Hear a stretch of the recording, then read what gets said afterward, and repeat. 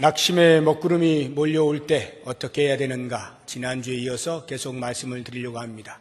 우리의 일상의 삶에서 낙심이 될 만한 일들은 얼마든지 있을 수가 있습니다. 내 아내가 또는 내 남편이 내가 원하는 만큼의 수준으로 나를 위하지 못한다라는 생각이 들 때 실망하거나 낙심이 될 수가 있고요. 내 자녀들이 내가 원하는 만큼의 바른 생활을 하지 못할 때 역시 실망하거나 낙심할 수가 있습니다. 내가 열심히 일한 만큼의 대가를 나의 일터에서 받아내지 못할 때 역시 마찬가지로 낙심할 수가 있습니다. 이러한 낙심의 때가 찾아오게 되면 우리는 기본적으로 입맛을 잃게 되어 있습니다. 그리고 손에 일이 잘 잡히지 않죠. 한 걸음 더 나아가면 우리의 현장에서 도피하고 싶은 마음이 생기고요. 더 극단적으로 나아가게 되면 더 이상 이 세상에서 살고 싶지 않은 마음이 들기도 하는 것이 이 낙심입니다. 제가 TV 프로그램 중에서 나는 자연인이다라고 하는 프로그램을 종종 봅니다. 제가 산을 좋아하기도 하고요. 또 제가 원래 도시 사람이라 시골을 경험하지 못한 탓에 제 마음속에 저도 모르는 사이에 그 시골 생활에 대한 동경함이 있습니다. 그래서 그런 산에서 이렇게 살면 얼마나 좋을까라고 하는 이상적인 그런 생각을 가지고 그 프로그램을 종종 보는데요. 그런데 그 프로그램에 나오는 사람들 이제 일상의 삶을 촬영해서 이제 보내주고 있는데 인터뷰하는 그런 장면들이 많이 나오겠죠. 어떻게 해서 산속에 들어오게 되셨어요? 라고 질문을 하면 제가 본 바 거의 대부분은 사람이 싫어서 또는 사람에게 상처를 받아서 만사가 귀찮아서 그래서 산에 들어온 경우가 많아요. 물론 몸이 아파서 치료의 목적으로 오시는 분들도 없지는 않습니다. 근데 그런 분들은 보통 보면 이제 부부가 같이 지낸다든가 하는데 혼자 있으신 분들의 대부분은 상처를 받은 것이 이유가 많아요. 뭐 내가 절대적으로 믿었던 사람에게 돈을 뜯겼다라든가 뭐 하는 이런 어떤 배반감이라든가 상실감 이런 것을 견딜 수가 없어서 현실을 떠나서 조용한 곳에 가서 자연과 함께 자신의 마음을 치료하겠다라고 하는 이유가 상당히 많이 있어요. 그런 걸 보면서 이 세상이 그렇지 않았으면 좋겠다. 배반하는 일이 없으면 좋겠다. 서로 상처 주는 일이 없으면 좋겠다. 서로 위하고 살아가면 얼마나 좋을까. 힘들고 어려울 때 힘이 되어주고 격려하고 세워주고 하면 얼마나 좋을까. 이런 생각을 해보면서도 또 다른 한편으로는 그게 세상이다라고 하는 생각을 하게 됩니다. 그게 세상이에요. 세상은 질시와 반목과 다툼과 분열이 있을 수밖에 없고요. 상처가 있을 수밖에 없어요. 왜냐하면 죄 때문입니다. 그만큼 죄가 무서운 것이고 죄는 인간의 모든 마음을 좀먹으면서 나쁜 쪽으로 영향력을 미치는 거예요. 그래서 세상은 원래 그런 곳이다라는 겁니다. 낙심이 있을 수밖에 없는 이 세상.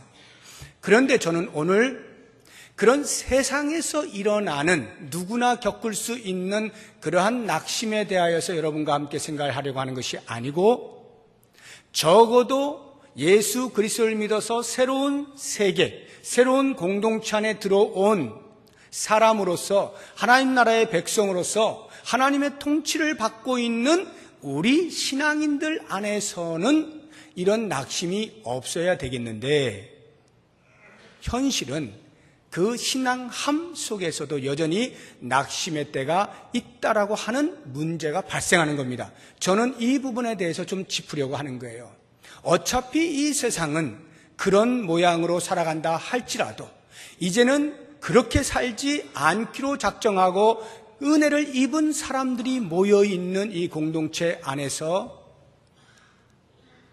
낙심하지 않고 살면 좋겠는데 낙심의 때가 찾아올 때 과연 우리는 어떻게 극복할 것이냐, 이 부분에 대해서 생각을 해보려고 하는 거예요. 세상은 그렇지만 신앙의 공동체 안에서는 그러지 않아야 한다라고 하는 기대감이 크면 클수록 그러한 실망과 낙담이 더 깊어지고 커질 수가 있기 때문에 이러한 낙심을 다루어 보는 것은 매우 유용하다 하는 생각이 듭니다. 그래서 제가 지난주에 엘리야를 소개하면서 한 부분을 말씀을 드렸고, 오늘은 세례 요한을 소개하면서 계속 이어가려고 합니다. 제가 세례 요한을 소개하는 이유는 지난주에 연장선상에서 계속하여 말씀을 드리기 위함입니다. 무슨 말인가 하면 세례 요한은 신약의 엘리야입니다. 그렇기 때문에 세례 요한을 보면서 엘리야와 함께 이어서 한번 이 낙심의 부분에 대해서 묵상을 해보자라고 하는 것인데요. 세례 요한이 과연 엘리야인가 하는 부분부터 잠시 빠르게 우리 성경을 찾아보면서 점검을 하고 지나가도록 하겠습니다. 우리 말라기서 4장 5절 말씀 같이 보겠습니다.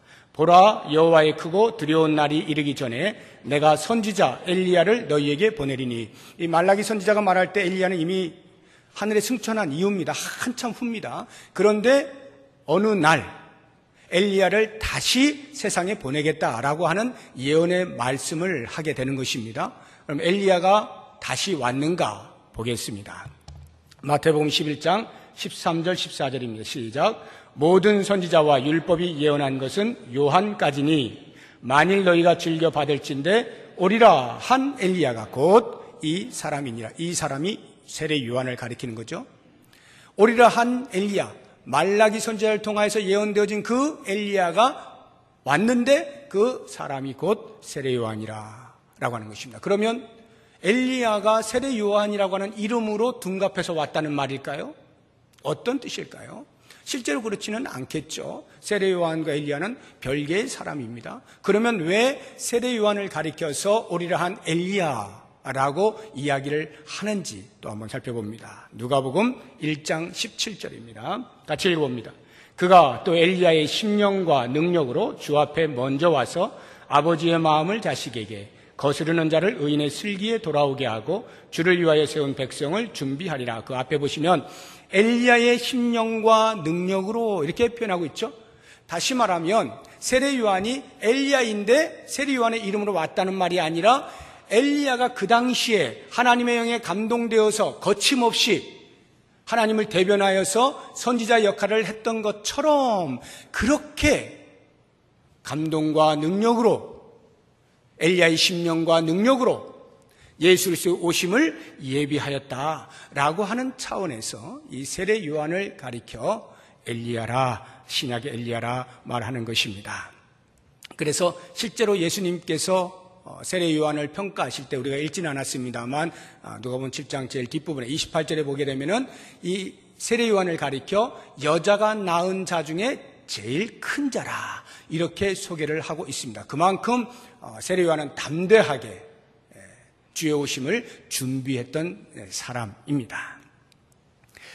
그런 세례 요한이 마치 엘리야가 그렇게 엄청난 일을 하고 나서 이세벨의 위협 앞에 그만 마음이 상하여서 도망가고 그 로뎀나무 아래에서 죽겠다라고 하면서 하나님께 차라리 저를 죽여주십시오 라고 낭망의 마음을 표현했던 것처럼 이 세례 요한도 낙심이 찾아오게 됩니다. 오늘 본문의 말씀을 보시게 되면 우리가 세례 요한이 낙심했다는 것을 찾아보기가 쉽지 않습니다. 다른 어느 곳, 성경 어느 곳에서도 세례 요한에 관련되어진 기사를 읽으면서 세례 요한이 낙심했겠구나 싶은 것들을 찾아보기가 쉽지가 않습니다. 그러나 저는 오늘 이 본문의 말씀 속에서 세례 요한의 낙심한 모습을 같이 한번 발견해 보고 어떻게 극복할 수 있는지를 살펴보려고 하는 것입니다. 먼저 세례 요한이 예수님께 던진 질문을 통해서 우리가 볼 수가 있는데요. 세례 요한이 자기의 제자 둘을 예수님께로 보냅니다. 그리고는 이렇게 질문하라고 알려줍니다. 오실 그분이 당신입니까? 아니면 다른 분을 계속 기다려야 되는 겁니까? 오실 그분이라는 말은 메시아를 말해요. 유대인들은 계속해서 메시아를 기다렸잖아요. 내가 알기로는 당신이 분명 메시아인데, 그리고 내가 그렇게 소개를 했는데 지금 보니 아닌 것 같아요. 그래서 다른 사람을 내가 계속 기다려야 되는 겁니까? 어떻게 되는 겁니까? 라고 하는 질문을 합니다. 이 질문 속에서 우리는 대부분 세례 요한을 의심하는 사람으로 평가를 합니다. 예수님의 메시아 되심에 대하여 의심이 생겼다라고 하는 것인데요. 물론 그렇게도 볼 수는 있겠습니다만 좀 더 내면을 들여다보면 의심이라기보다는 오히려 예수님께 대한 실망과 낙심이 더 정확한 표현입니다. 왜냐하면 세례 요한은 예수님을 소개할 때 아주 정확하게 표현합니다. 보라, 세상 죄를 지고 가는 하나님의 어린 양이로다. 나는 물로 세례를 주지만 오실 그분은 불로 세례를 주실 것이다. 예수 그리스도께서 하나님으로부터 보냄받은 메시아 그리스도임을 명백하게 알고 있었어요. 그래서 그의 앞길을 먼저 개척을 한 것입니다. 그렇다고 하면 지금 이 세례 요한이 왜 당신이 메시아 맞습니까? 아니면 다른 사람을 기다려야 합니까? 라고 질문한 이유가 뭐겠어요? 그것은 그의 마음속에 아무리 생각해 보아도 당신이 메시아인 것은 분명한데 메시아답게 행동하지는 않는 것 같습니다. 메시아가 해야 할 사명을 감당하고 있지 않는 것 같습니다. 그래서 제가 실망하였습니다. 그래서 제 마음이 낙담이 됩니다. 라고 하는 표현이라 하는 것입니다. 이 부분에 대하여 좀 더 적극적으로 뒷받침해주는 증거를 찾아본다고 한다면 그것은 예수님의 대답 속에서 찾아볼 수가 있습니다. 예수님께서 그 제자들에게 너희는 가서 너희의 스승인 세례 요한에게 이렇게 대답을 해라. 너희가 지금 보고 있지 않느냐? 내가 많은 병자들을 고치고 있다. 죽은 자를 살리고 있다. 가난한 자에게 복음이 전파된다. 이것을 본 그대로 가서 이야기해라. 22절 말씀입니다. 그리고 나서 23절에 덧붙이는 말씀이 있어요. 누구든지 나로 말미암아 실족하지 아니하는 자는 복이 있도다. 누구든지 나로 말미암아 실족하지 아니하는 자는 복이 있도다. 왜 이 말씀을 하십니까? 누군가 당신으로 말미암아 실족하고 있다는 것이죠. 그게 누구라는 거예요? 질문해온 세례 요한이 지금 예수님 때문에 실족하고 있다, 이 뜻이에요. 그러니까 예수님께서 그러한 일로 인하여서 실족하지 않는 자가 복이 있다라고 말씀을 하고 있는 것입니다. 실족이라는 것이 마음이 상했다는 거예요. 넘어졌다는 거예요. 무너졌다는 거예요. 낙심이라는 것이죠. 세례 요한은 이 일로 인하여 크게 낙심을 했음을 알 수가 있습니다. 그러면 요한이 왜 예수님으로 인하여 실족을 하였는가? 그것은 유대인의 메시아관 때문에 그렇습니다. 유대인들에게는 오실 메시아에 대한 인식이 있었어요. 그것은 그들이 스스로 만들어낸 것이 아니라 성경에서 예언된 말씀을 기초하여 생겨난 메시아관입니다. 그 예언의 말씀이 이사야서에 소개가 되고 있어요. 61장 1절 2절 같이 한번 읽어봅니다. 주 여호와의 영이 내게 내리셨으니 이는 여호와께서 내게 기름을 부으사 가난한 자에게 아름다운 소식을 전하게 하려 하심이라. 나를 보내사 마음이 상한 자를 고치며 포로된 자에게 자유를, 갇힌 자에게 노임을 선포하며 여호와의 은혜의 해와 우리 하나님의 보복의 날을 선포하여 모든 슬픈 자를 위로하되. 61장 2절 말씀을 잠깐 놔두세요. 여기를 보시면 두 가지가 나옵니다. 메시아가 이 땅에 오면 할 일이 두 가지가 있다. 첫째는 여호와의 은혜의 해를 선포하는 것이고 두 번째는 하나님의 보복의 날을 선포하는 것이다. 은혜의 해와 보복의 날을 선포하는 이 두 가지가 메시아의 사명이라고 하는 것입니다. 그런데 예수님께서 행하시고 계시는 것들은 이 두 가지 가운데 앞에 부분 은혜의 해에 관련되어진 일만 지금 하고 계시는 겁니다. 답변에서도 보면 여전히 똑같아요. 예수님께서는 이 앞쪽에 대한 것만 세례 요한에게 말하라고 합니다. 이 뒷부분에 대해서 언급을 하고 있지 않아요? 실제로 행동도 하시지 않고 있어요. 세례 요한이 답답한 거예요. 분명히 메시아는 이 두 가지를 같이 해야 되는데 지금 메시아로 오셨다고 하는 예수님의 행적을 보면 병자를 고치고 귀신을 쫓아내고 이런 일들은 하고 계시는데, 은혜의 부분 하고 계시는데 보복의 날을 선포하지 않으시는 거예요? 심판을 하지 않으시는 거예요? 다시 말하면 불의의 나라들을 척결하고 의의 나라를 세우시는 이 일을 하지 않고 있는 겁니다. 그러니까 세례 요한의 마음이 무너지고 있는 것입니다. 예수님은 지금 반쪽만 하고 계시는 거예요. 반쪽 메시아 사명만 감당하고 있다 이 말이죠. 그러면 단순히 이런 사실 때문만에 세례 요한이 마음이 상했는가? 그걸로는 이 정도로 깊이 있게 낙심을 하지는 않을 것 같아요. 뭐 실망은 할 수 있겠습니다. 좀 메시아로서 좀 바르게 하시지, 뭐 이럴 수는 있겠습니다만 지금 이 세례 요한은요 굉장히 깊이 낙심 중에 있는 거예요. 왜 그걸 알 수가 있느냐면 세례 요한이 지금 처해 있는 상황은요 그냥 평범하게 자기도 사역하고 있는 중에 그러는 것이 아닙니다. 지금 세례 요한은 옥에 갇혀 있습니다. 왜 옥에 갇혀 있는지 한번 보겠습니다. 누가복음 3장 19절에서 20절 같이 읽어봅니다. 분봉왕 헤롯은 그의 동생의 아내 헤로디아의 일과 또 자기가 행한 모든 악한 일로 말미암아 요한에게 책망을 받고 그 위에 한 가지 악을 더하여 요한을 옥에 가두니라. 세례 요한이 그 당시 갈릴리 지역과 베레아 지역을 통치하던 분봉왕 헤롯 안디바가 자기의 이복 동생인 빌립의 아내 헤로디아를 취합니다. 자기도 결혼 생활을 했는데 이혼을 해버려요. 이 여인을 얻으려고 이혼하고 그 여인을 강제로 빼앗습니다.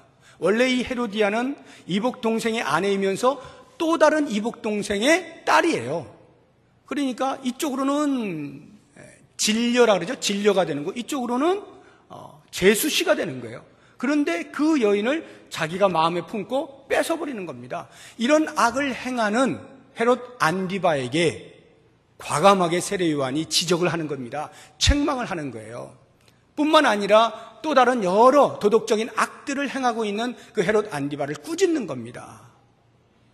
그것 때문에 감옥에 갇히게 된 거예요. 한 가지 악을 더하여라고 하는 말은 그렇게 악을 행하는 헤롯 안디바가 바른 말을 하고 있는 세례 요한을 감옥에 가둠으로써 그 말을 하지 못하게 하는 또 다른 악을 더하여 이 뜻이에요. 그 정도로 악한 헤롯 안디바, 자기의 힘으로 얼마든지 누를 수 있는 그 헤롯 안디바를 대항해서 율법에는 그렇게 하면 안 됩니다 라고 하는 진리를 담대하게 외치는 이 세례 요한, 그 일로 인하여 지금 감옥에 갇혀 있는 세례 요한, 감옥에 갇혀 있는 세례 요한이 지금 본문에는 감옥에 갇혀 있다는 말이 안 나오죠. 이 병행 구절인 마태복음에 보면 나오는데요. 한번 잠깐 살펴보겠습니다. 11장 마태복음 11장 2절 시작. 요한이 옥에서 그리스도께서 하신 일을 듣고 제자들을 보내어, 좀 제자들 보내서 이 질문을 하게 한 거예요. 옥에 있는 거예요 지금. 한번 생각을 해보십시오. 세례 요한은 목숨이 위태한데도 불구하고 진리를 외치지 않을 수 없어서 이 부정이 난무한 사회에 정의를 실현하기 위해서 자기의 목숨을 담보로 하면서 과감하게 선포를 하였는데, 그래서 옥에 갇혀 있는데 정작 그 일을 하셔야 할 메시아 되신 예수님은 은혜만 이야기하고 은혜에 대해서만 활동을 하시는 거예요. 이 정의 부분에 대해서, 심판에 대해서는 꿈쩍도 하지 않으시는 거예요. 화가 날만 하겠죠. 마음이 상할만 하겠죠. 시간이 흐를수록 점점 실망과 낙심이 커질만 하다 생각이 들지 않습니까? 이 땅에 오신 메시아는, 특히나 그 당시에 이스라엘 민족은 로마라고 하는 제국 앞에서 피지배국으로서 얼마나 고통을 당하고 있습니까? 그러면 메시아가 오면 그러한 불의의 나라들을 척결해서 하나님의 선민인 이스라엘 백성들, 그 이스라엘이라고 하는 민족을 새롭게 세우는 일을 반드시 해 주어야 하는데 그 일을 하지 않으시는 거예요. 죄가 난무하고 있는데 그냥 보고 계시는 거예요. 그 죄인들을 심판하지 않으시는 거예요. 의인이 의의를 지켜내는 것 때문에 고통을 받고 있는데 그것을 모른 척 하시는 거예요. 세례 요한이 당장 지금 감옥에 갇혀 있지 않습니까? 자기의 잘못을 갇힌 게 아니죠. 하나님의 나라를 외치고 하나님의 정의를 실현하기 위해서 그렇게 감옥에 갇힌 것인데 예수님은 나 몰라라 한단 말이에요. 건져주실 생각을 안 해요. 세례 요한이 마음이 상할 대로 상할 수밖에 없었다라고 하는 것입니다.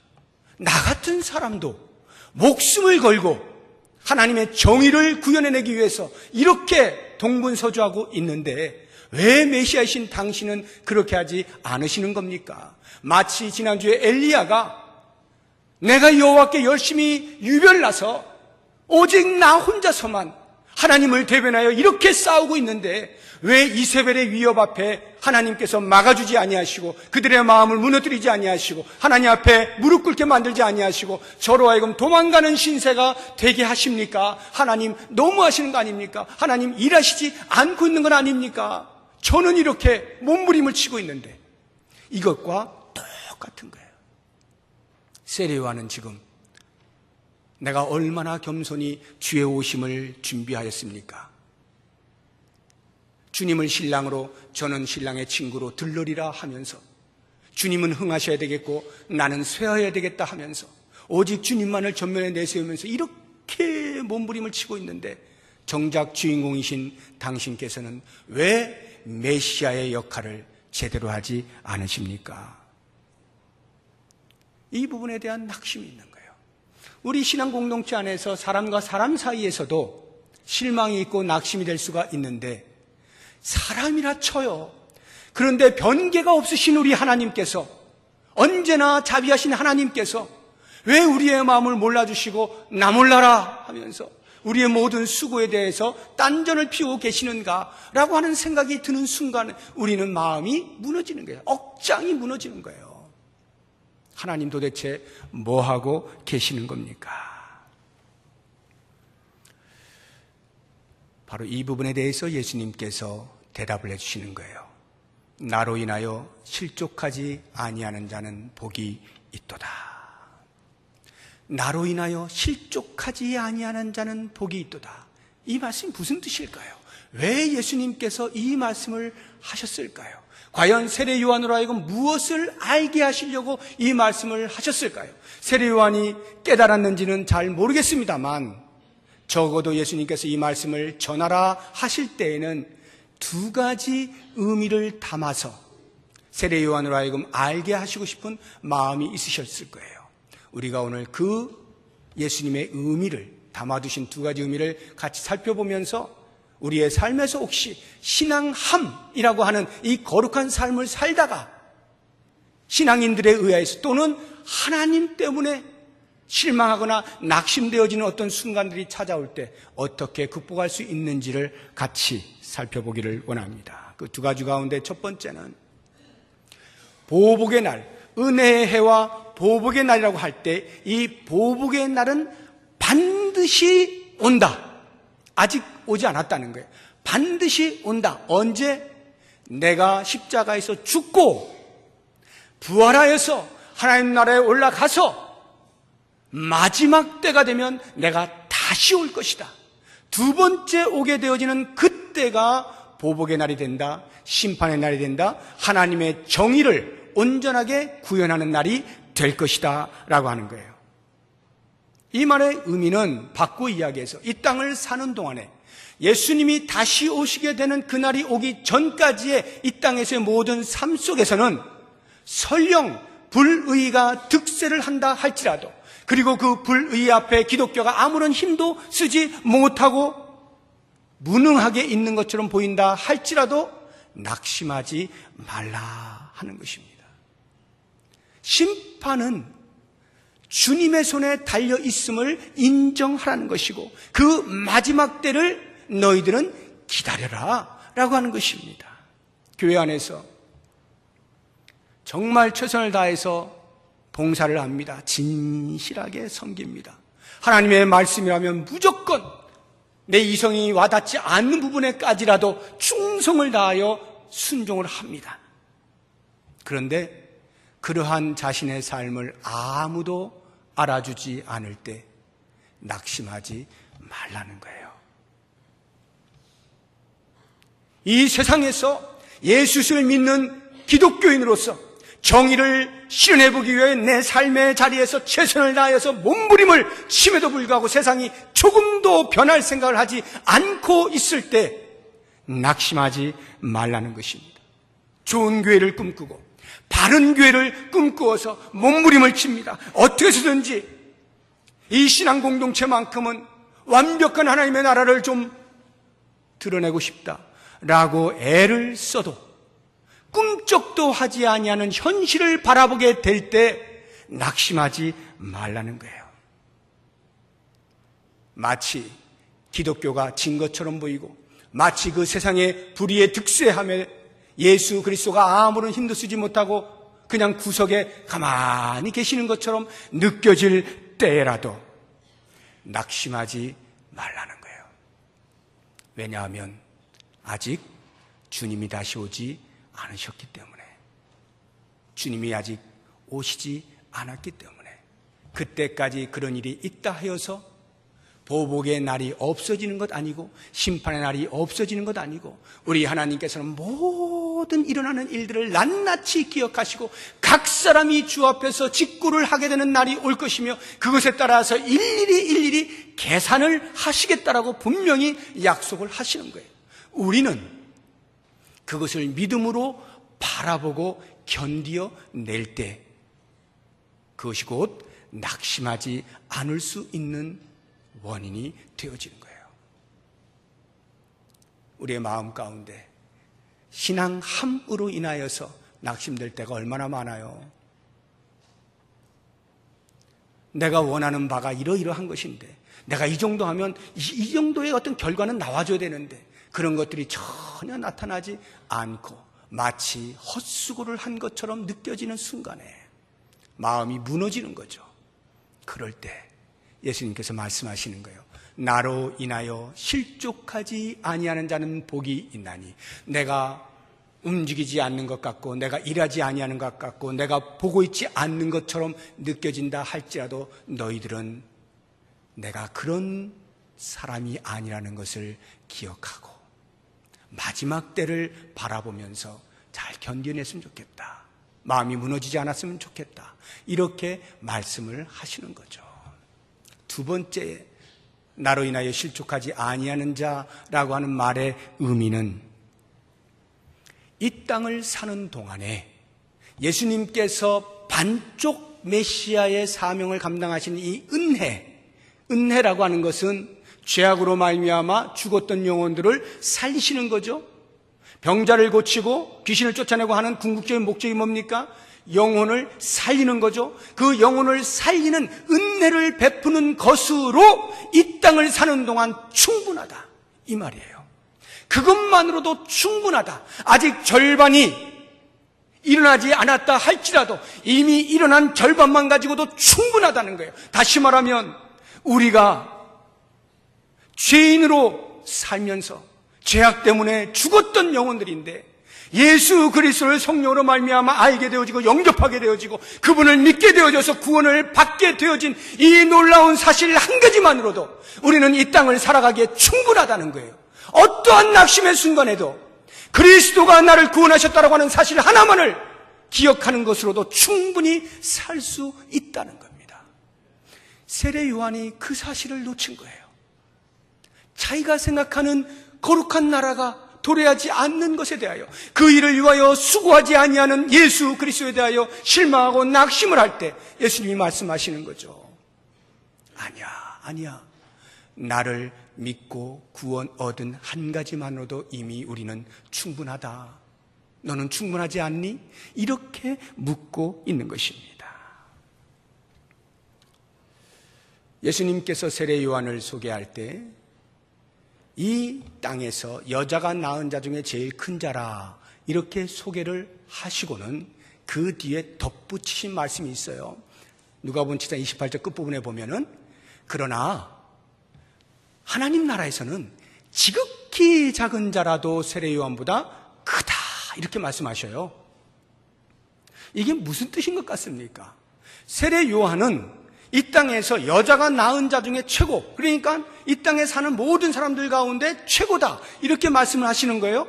그런데 하나님 나라에 가면 지극히 지극히 작은 자라 할지라도 세례 요한보다 크다는 거예요.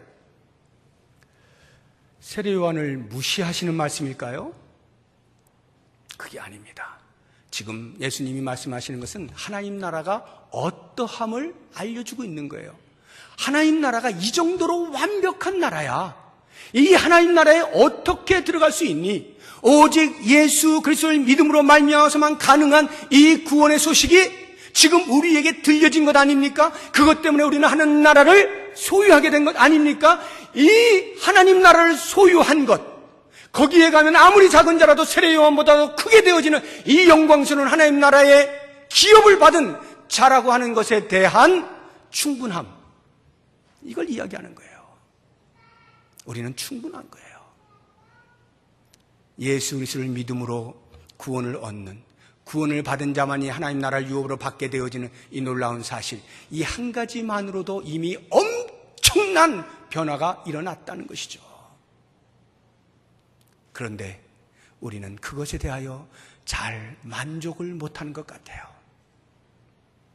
그래서 그거는 이미 나에게 일어난 일이니까 그건 놔두고 또 내가 더 쥐고 싶은 거 자꾸 찾아보려고 하는 거예요.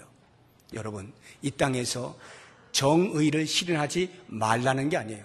정의를 실현하는 일에 노력을 기울이지 말라는 뜻이 아니에요. 열심을 다해서 하나님의 정의를 실현해 나가야 된다. 기독교인이라고 한다면 그렇게 하는 것이 마땅합니다. 그런데 그 일을 하다가 실망하지 말라는 거예요. 그 일을 하다가 낙심하지 말라는 거예요. 내가 원하는 결과, 내가 원하는 수준으로 도달하지 못했을 때 낙심하지 말라는 거예요. 계속 걸어가라는 거예요. 마지막 때에 그 일은 반드시 일어나게 될 것이니까. 지금 너희는 이 땅을 살면서 구원받은 한 가지 사실만으로도 충분히 그 구원의 즐거움을 누릴 수 있는 것이다. 사랑하는 성도 여러분, 우리의 삶에서 찾아오는 낙심들, 그 먹구름을 어떻게 피할 수 있겠습니까? 다른 방법이 없죠. 내가 어떻게 구원받게 되었는지 그 사실을 기억해내고 기억해내면서 이 엄청난 사실이 내 삶을 송두리째 바꾸었다라고 하는 것과 이 땅에서 내 주변에서 어떠한 나의 기대치에 도달하지 못하는 일들이 일어난다 할지라도 그것이 내 마음을 상하게 할 수 없고 그것이 내 마음을 빼앗아갈 수 없고 그것이 내 마음을 무너뜨릴 수 없다라고 하는 믿음의 확신, 이것을 부여잡고 나간다면 마침내 주님이 다시 오시는 날 우리를 위하여 우리의 억울한 마음들과 우리의 흘리는 눈물을 닦아주시는 일이 있을 것을 기대하시면서 신앙의 길을 계속해서 나아가실 수 있는 우리 모두가 될 수 있기를 주의 이름으로 축복합니다. 기도하겠습니다. 하나님 아버지, 이 땅에서 예수를 믿고 살아가는 것만으로 충분하지 않습니까? 이미 우리에게 그것을 말씀하고 계시는데도 우리는 귀 기울여 듣지 아니하고 우리가 원하는 바를 움켜쥐려고 또 애를 쓰고 또 애를 쓰고 그것 때문에 움켜쥐지 아니하는 것으로 인하여 실망하고 낙심할 때가 얼마나 많은지 모릅니다. 주님, 오늘 말씀을 통하여 우리의 눈을 돌리게 하시고 우리의 생각을 바꾸게 하시고 이제는 주님 한 분만으로 이미 충분한 삶을 살고 있음을 고백하면서 계속해서 주의 나라의 완성을 위하여 수고를 아끼지 아니하며 믿음의 정진을 할 수 있는 우리의 삶이 되게 하여 주시옵소서. 예수님의 이름으로 기도드립니다. 아멘.